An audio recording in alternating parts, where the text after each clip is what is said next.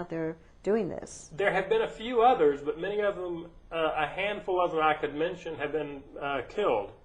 I've been operating under death threats since I took this mission on. Have you really? Yes. My first step in ascertaining the reality of the Battle of Baghdad, I inferred it all from watching it on TV, but then I was an expert. I'd worked for NBC. I'd worked for the military and information process. I inferred that there was a Battle of Baghdad, but to be sure, I went out to Fort Stewart, Georgia, a few hundred miles north of you, and there met with a military official, Colonel Neil Dennington, who indeed confirmed for me that the 3rd Infantry Division, which is home quartered in Fort Stewart, had been in a terrible battle at Baghdad Airport, and that there had been a cover-up, and that the propagandization of the news was ongoing. The public was being led into a war that it otherwise wouldn't go into. Absolutely. And that there would be targeted assassinations for people who broke the information cycle. Wow. This is called info war. What I specialize in is info war, the militarization of information. You see, there's nothing I've told you that 9/10 of the mainstream reporters didn't already know. So why are they complicit in this? Why are our reporters no longer the guards? Why are they no longer the truth tellers? I can name 3 reasons. The first one is the most immediate. To the average reporter, the worker bee reporter that you've worked with and that I've worked with, or the local producer or editor, there's the fear factor. Remember, the first thing we did when we got to Baghdad was killed Al Jazeera. Right. You know, now the mainstream media put out the military line that was an oops operation. That was a targeted assassination of media that was not towing the line. Al Jazeera was talking about things like the ongoing Battle of Baghdad, and it sent out a very strong message. I still don't know what happened to David Bloom, who suddenly died of a pulmonary embolism. Really? Oh my gosh. Do you remember this at the beginning of the war? I do. And I need to take a quick break and let our sponsors get their word in. But I can't wait to hear more. I'm on the edge of my seat. I hope you are too. We'll be right back, I promise.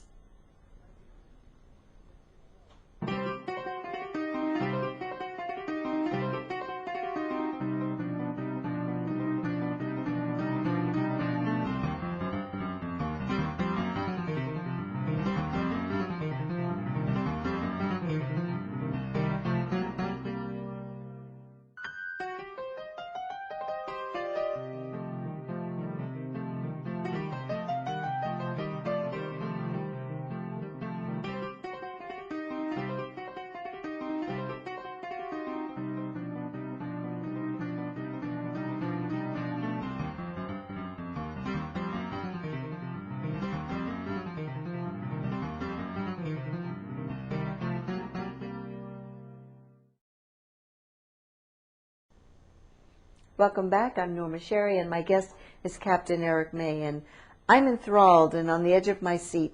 And when we left, you were talking about reporter Eric Bloom, and that we both are David Bloom, excuse me, that we don't know exactly what happened to him, but it does seem vaguely suspicious. Well, since this last week's hearings in Congress, where they've evaluated Jessica Lynch and then Pat Tillman, and in both cases we discovered that Jessica Lynch and Pat Tillman were both fine Americans, both of whom had the misfortune of being misused by the military propaganda apparatus.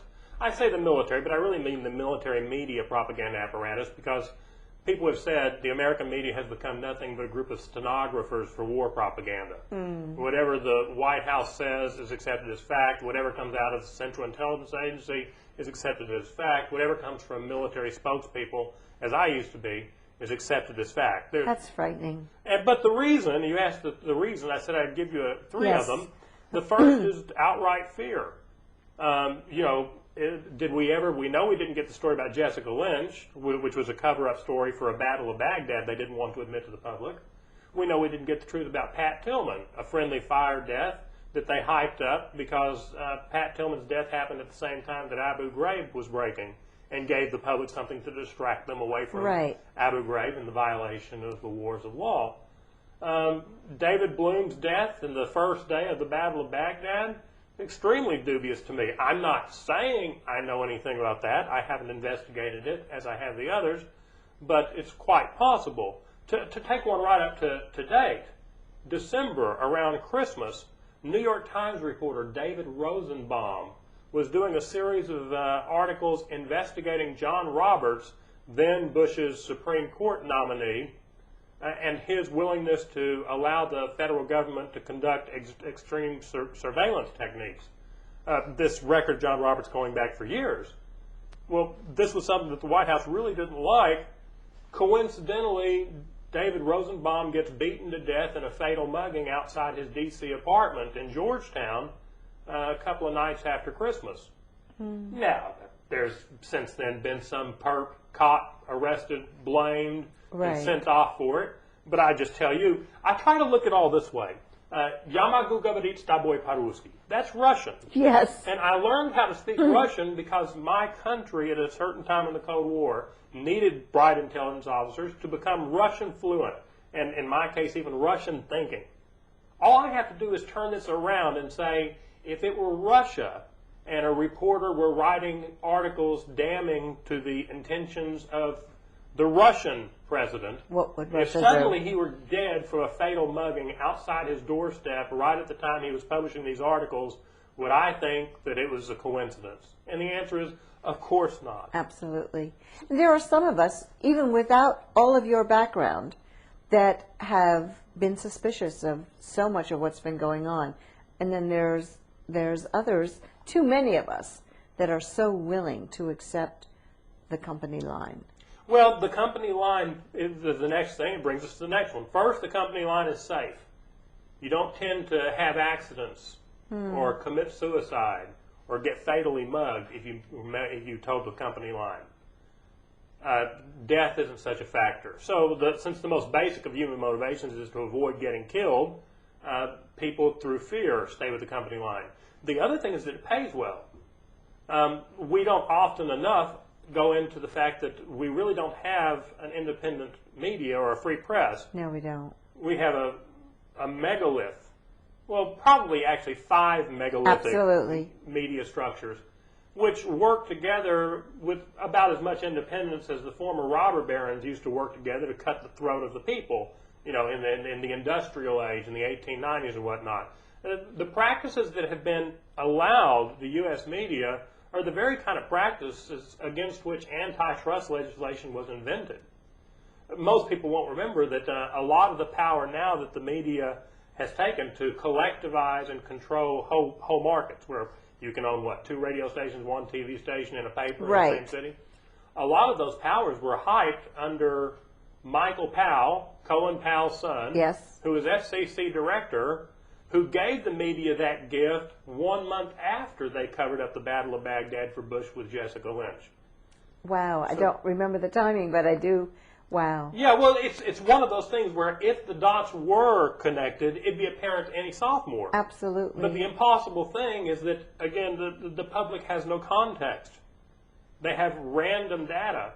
And something like that Michael Powell, May of 2003 giveaway of the FCC's regulations to fight so that mass media would be favored, that was never examined carefully.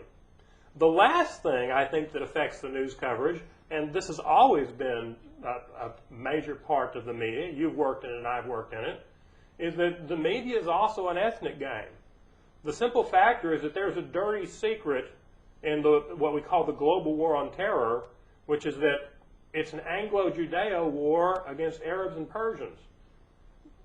It's only because we have a media not doing its job that we don't put together that this war just happens to be the Anglo powers, the UK, the United States, and remember Australia, John Howard. Right. The classic imperial powers, the Anglo-imperial powers, want to get hold of the oil. And it's only but the media doesn't report it, so the average person would never think, oh my God, this is actually kind of Yankee imperialism, worldwide Anglo movement. And in the same way, the average person doesn't realize that Israel is not unconnected to the world picture, particularly the world picture in the Middle East.